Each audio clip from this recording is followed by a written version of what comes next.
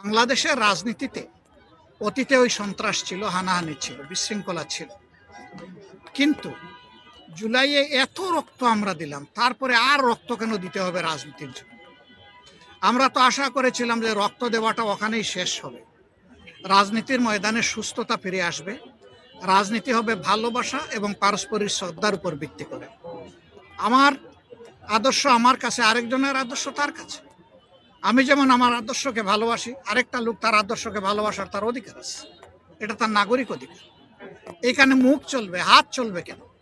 মুখ চলবে ভদ্রভাবে, অভদ্রভাবে না। আমরা এবার সংসদে দেখেছেন, প্রথম দিনই স্পিকার মহোদয়ের নির্বাচনের পরে প্রথমে সংসদ নেতা বক্তব্য দিয়েছেন, তারপরে আমার সুযোগ ছিল, আমি সেখানে অনুরোধ করেছি, আসুন এই সংসদকে আমরা একটা উদাহরণ বানাই। অতীতে এই সংসদে দাঁড়িয়ে জনগণের কল্যাণের চাইতে পরস্পরের চরিত্র হননে সময় ব্যয় হয়েছে বেশি। কাদের টাকায় সংসদে বসি? জনগণের ট্যাক্সের টাকা খরচ হয়, প্রতি মুহূর্তে প্রায় 60 লক্ষ টাকা সেখানে খরচ হয়। এটা কি মামুলি কথা? এই টাকা খরচ করার ক্ষেত্রে আমাদের কলিজা কাঁপবে না যে এই টাকাটা জনগণের? অতএব জনগণের টাকা সদ্ব্যবহার করার জন্য জনগণ 300 আসনে আমাদেরকে ভোট দিয়ে সেখানে পাঠিয়েছে।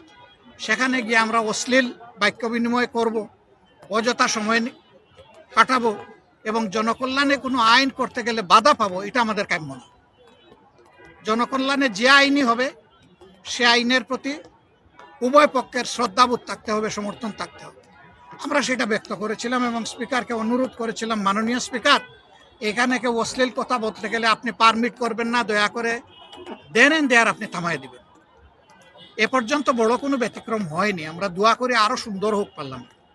কিন্তু এই যারা পার্লামেন্টে যাবেন, তারা যদি মানুষ খুন করে ভাই পার্লামেন্টে যান, তারা গিয়ে দেশবাসীর জন্য কি করবেন বলেন তো দেখি? মানুষের জীবন নিয়ে আমাকে পার্লামেন্টে যেতে হবে কেন? আমি তো যাব মানুষের জীবন, সম্পদ এবং ইজ্জতের পাহারাদার হচ্ছে। সেই আমি লোকটার হাতেই যদি আগে জীবনও চলে যায়, ইজ্জতও চলে যায়, আমার সম্পদও ধ্বংস হয়ে যায়, তাহলে আমি তো আসলে এই ধরনের প্রতিনিধিত্বের যোগ্যতা রাখি না, আমি অযোগ্য।